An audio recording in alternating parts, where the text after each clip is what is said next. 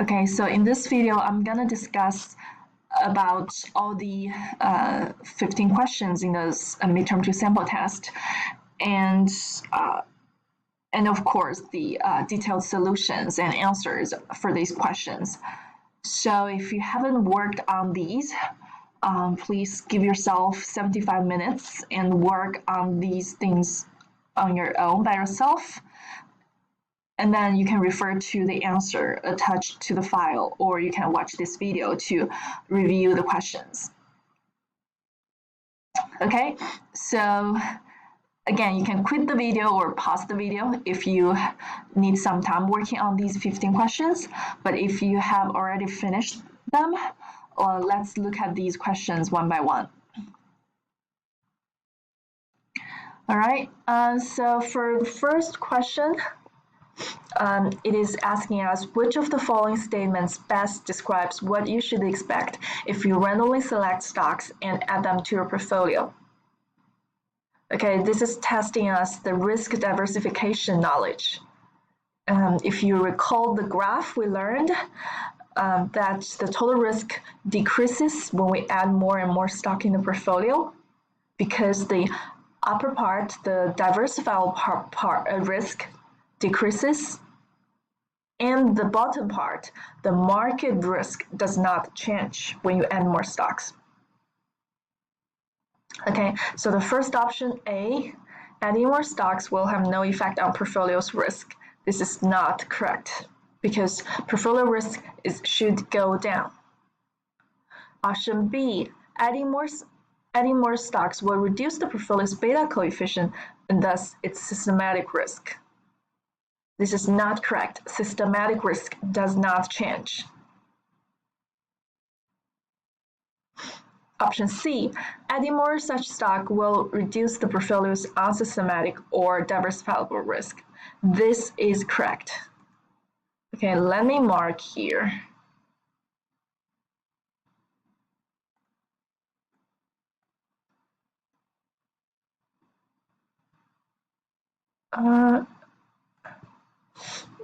Let me mark by using. Okay, so I pulled out the mark pen and let me work on getting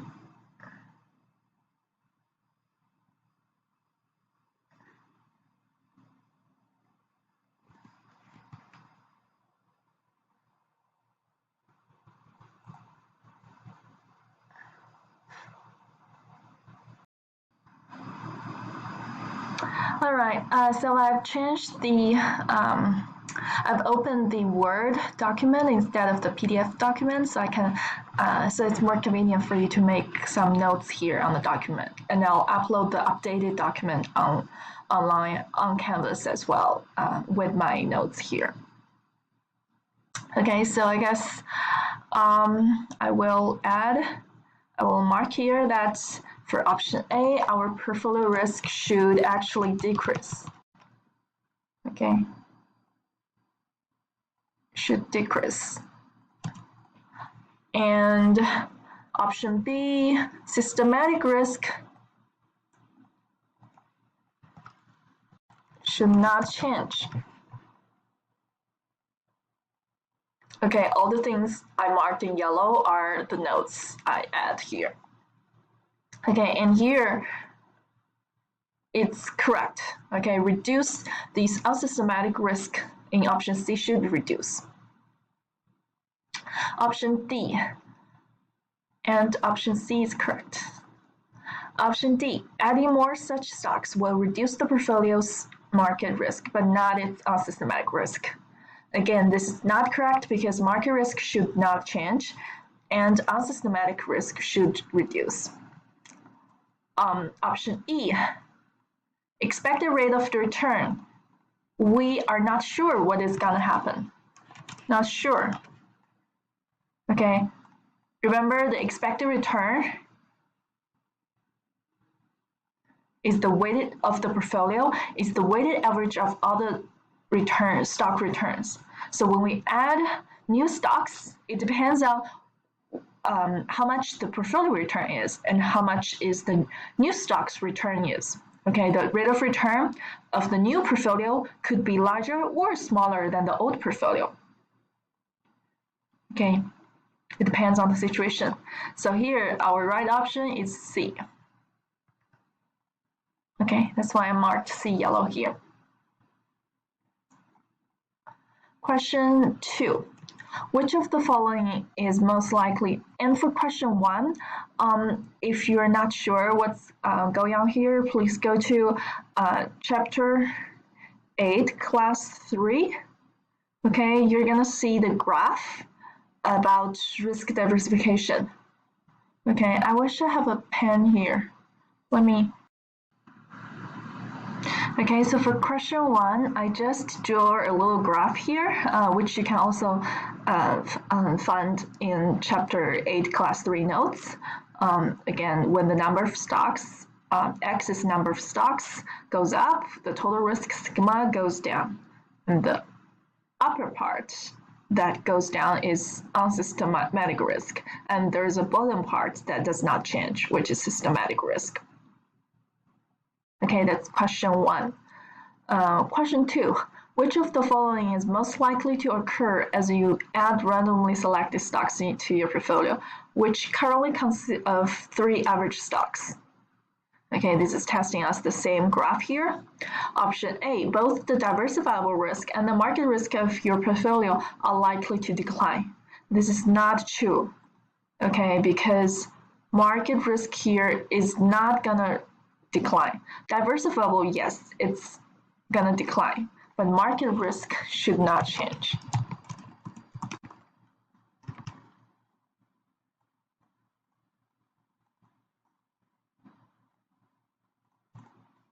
Option B, the total risk of a portfolio should decline, and as a result, the expected rate of return on the portfolio should also decline. Again, total risk should decline, but the expected rate of return, not sure.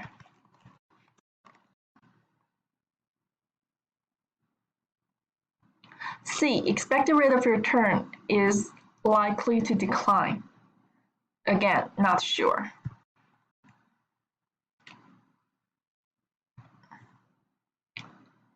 Option D, the diversifiable risk will remain the same, but the market risk will likely decline.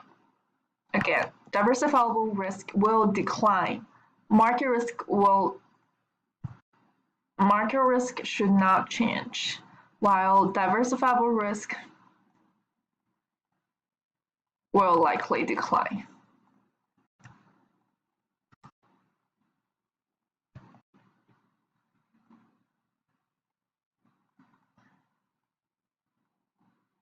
E, the diversifiable risk for portfolio will likely decline. Yes, but the expected market risk should not change. Yes, E is correct.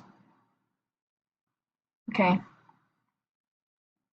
that's question 2. Question 3. Dothan Incorporation's stock has 25% chance of producing a 24% return and a 50% chance of producing a 12% return and a 25% chance of producing a negative 18% return. What is the firm's expected rate of return? Okay, there are 2 ways. Method 1, we can do working on the expected return by using the portfolio formula. Okay, method 2 is to use financial calculator.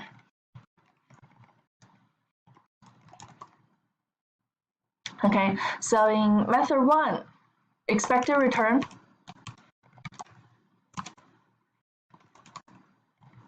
becomes the 3 weights, okay, multiplied by the 3 probabilities multiplied by the 3 returns. Okay, probabilities multiplied by returns. Probabilities multiplied by the 3 returns. Okay, so that's gonna be the 25 chance multiplied by 22%, okay, plus 50% chance multiplied by 12% return, plus 25% chance multiplied by negative 18% return. Okay, that's gonna give us 12%. So the right option is B.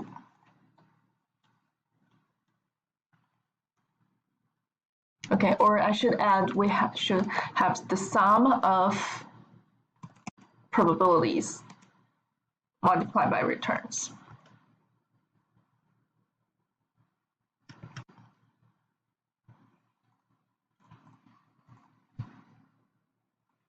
As our expected return.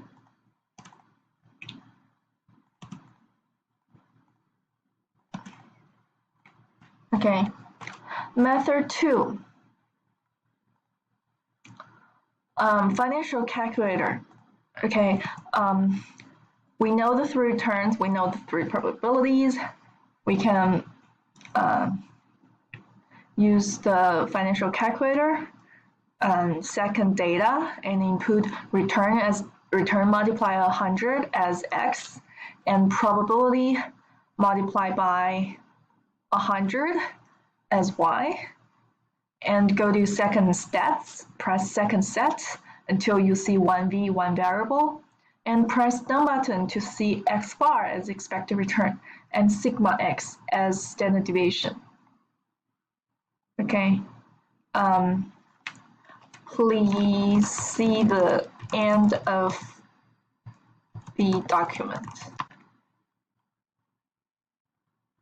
Okay, if you go to the end of the document, you will see all the solutions for all the questions. Okay, so if you go to question 3, you'll see detailed calculator method for this question here.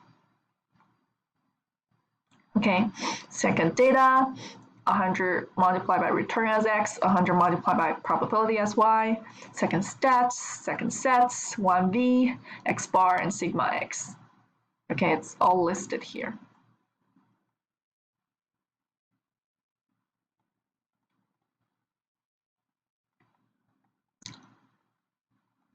Okay, I'm gonna mark these as yellow because these are new notes here too.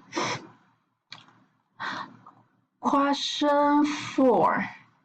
This firm stock has a beta of 0.76. Risk-free rate is 2.25%. Market risk premium is 5.5%.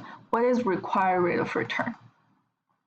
Okay, so it's a very simple question, just testing us CAPM model. Okay, so use CAPM model. Okay, RI, okay, the return of the stock I equals RF, the risk-free rate, plus RM, market return, minus RF, risk-free rate, multiplied by beta. Okay, here we know beta is 0.76. Risk-free rate is 2.25%. Plus, we're given that market risk premium is 5.5%. Note that here, market risk premium refers to market return minus risk-free rate. Okay, so we only need to use 5.5%, the market risk premium, multiplied by beta, 0.76. Okay, we don't have to minus risk-free rate anymore. Okay, if the question gives us market return, then RM is the market return. But here we have market risk premium, so it refers to the whole thing here in the bracket, RM minus RF. Okay, so here we should have 6.43% as our final answer. So we should choose option E.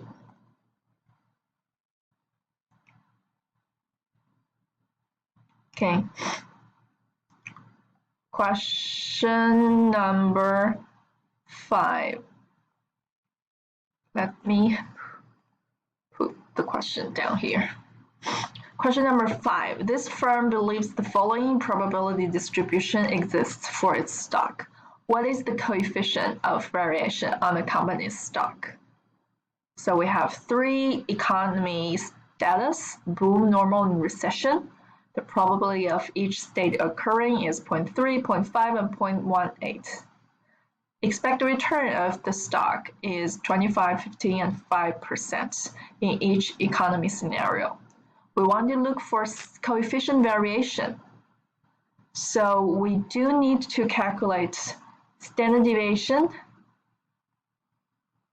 and also expected return to get coefficient variation, right? Because CV, coefficient variation, equals standard deviation divided by expected return, right? So we need to calculate standard deviation and expected return and divide them.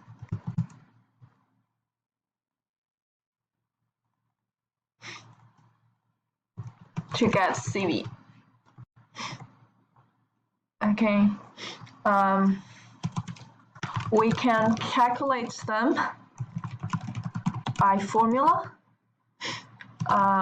For standard deviation, the formula is a little bit complicated. It is each expected return minus the overall expected return square root multiplied by the probability and add them up, and then the difference between the stock's expected return in each economy scenario minus the overall stock expected return, square it, not square root, but square it, and then multiply by each probability, and then add them up, and then square root the whole thing. That gives us standard deviation. Okay, for expected return, we can just use the 3 expected return in each scenario multiplied by the 3 probabilities. So we could have the expected return. Okay, so I would say we can solve this by formula, but it's easier if we use financial calculator. Okay, and again, please see the end of the document for detailed steps. Okay, so let's go to question 5 in the at the end of the file to see the detailed financial calculator procedures. Okay, it's here. Okay, it's I guess the same thing as we put in here for chapter 3. Okay, we have a similar procedure here in in question 5 as in question 3. Okay, so here we have the 3 probabilities.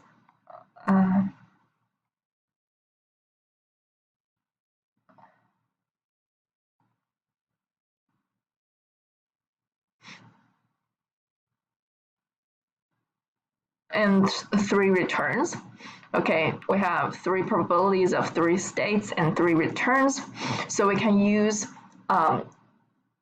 second data, go to the data function, and input 100 multiplied by return as x. So here the returns are 25%, 15%, 5%. So we can, when we multiply by 100, we're actually just removing the percentage sign. So we just input 25, 15, and 5. Okay, so this question, we input 25, 15, and 5. For y, we're going to input probability multiplied by 100. Okay, in this question, we have 0.32, 0.5, 0.18 as our probability. So we can just input 33, 32, 50, and 18 as our y. Y1, y2, and y3. And then we go to second stats function, and then we press second set until we see one variable, one v. Press down button, we can see sigma, we can see x bar, that's expected return, and we can see sigma, that's standard deviation. Okay, and we should see an expected return of 16.4%. So in the calculator, we would see 16.4, but we need to add the percentage sign back. Okay, for standard deviation, we would see 6.93. Okay, but we need to add the percentage sign back. So our CV becomes this 6.93% divided by 16.4%. So we have 0.42.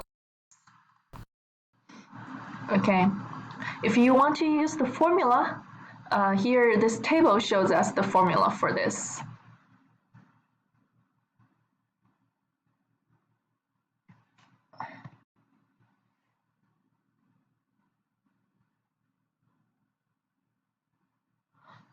If you want to use the formula, you can use, again, for the expected return, you can use these three probabilities multiplied by the three returns to add them up to get this expected return, 16.4%.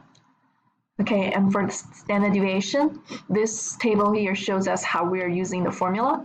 Step 1, we take the difference or deviation from the mean of each return. So we use these three returns minus 16.4. So we have these three numbers. Okay, we minus 16.4 or 16.4%. Okay, and then we square the deviation in the third column to get the fourth column. For the fifth column, we use three probabilities in the first column multiplied by the 3 squared deviation in the fourth column. So we have these three numbers. And then we add them up, take the square root. Okay, and here, this number, 0.4804%, is the expected variance. Okay, we square root the variance, so we have the standard deviation. Okay, so this is how we can solve this question by using the formula and using the financial calculator. Okay, so this is question 5. Between the questions and answers, you can also see the formula sheet for midterm 2. Okay, so you can see the CV formula here. You can see the expected return formula, standard deviation formula we were just using. Okay, you can also see the portfolio return and beta formula. CAPM, okay, market risk premium equals RM minus RRF. Stock risk premium, RPI, equals market risk premium multiplied by beta, which is also RI minus RRF. Okay, these are formulas for chapter 8.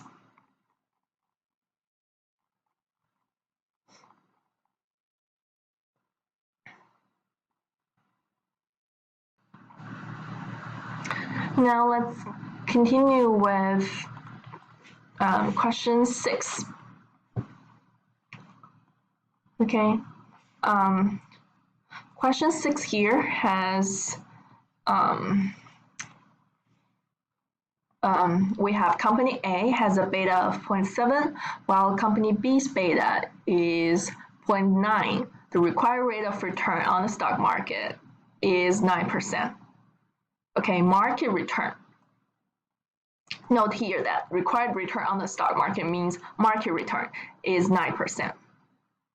RM, risk-free rate is 2.25%.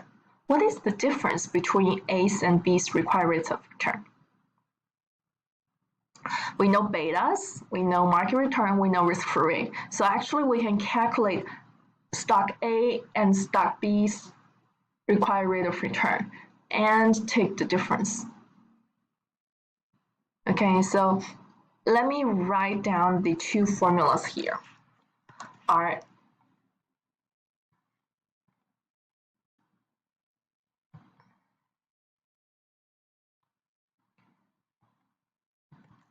RA, okay, let me put,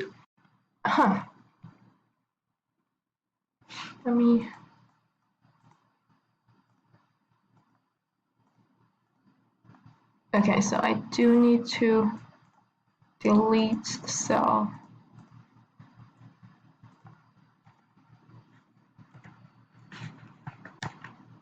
I do need to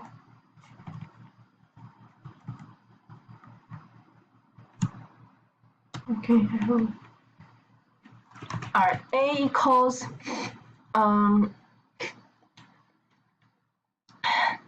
if we apply CAPM, so let's use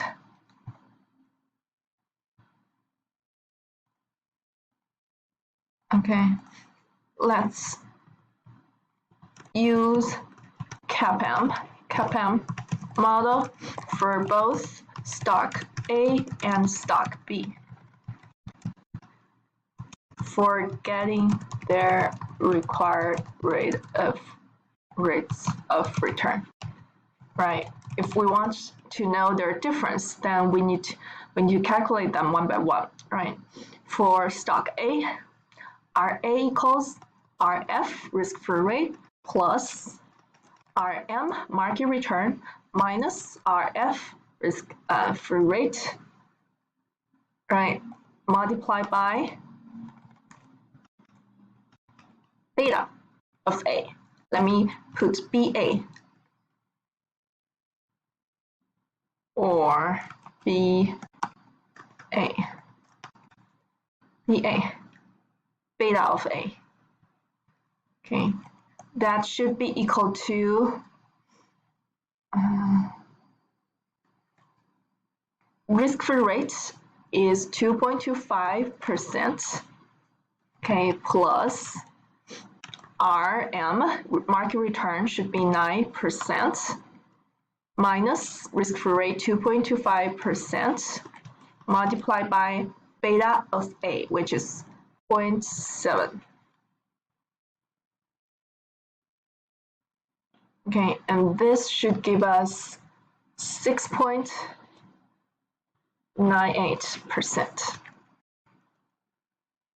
For stock B, RB equals RF plus RM minus RF multiplied by beta of B equals 2.25% plus 9% minus 2.25% multiplied by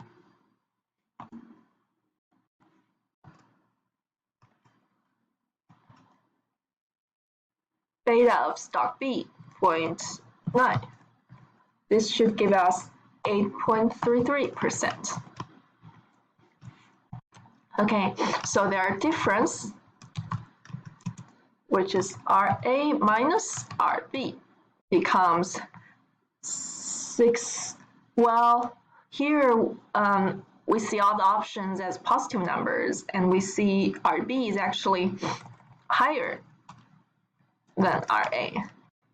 Okay, so this gives us 8.33% minus 6.98%. Okay, it gives us 1.35%. So we should choose option B.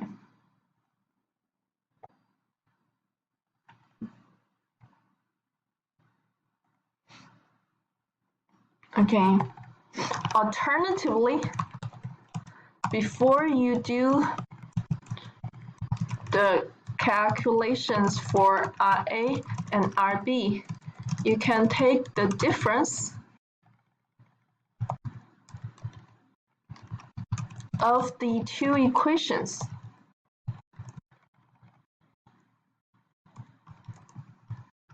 Okay, so instead of taking the difference of these two numbers you have calculated out, you could actually take the difference of the formula.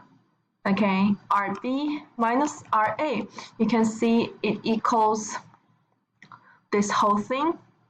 Okay, I'm gonna copy and paste it. Excuse me. Let me use RB here. Okay, so you can actually, I'm gonna put another bracket on this formula. Okay, minus the first formula here. Okay, and you can see that the first item in each bracket cancels out because they're both risk-free rate. So risk-free rate minus risk-free rate becomes 0. Okay, and then the second item, Rm minus Rf multiplied by beta, they have a common factor, Rm minus Rf here. So this equation becomes Rf minus Rf plus Rm minus Rf multiplied by b, beta of b minus beta of a. Okay, so this becomes Rm minus Rf multiplied by beta b minus beta a. Okay, and then you can plug numbers in to calculate this. It should also be 1.35%. Either way works.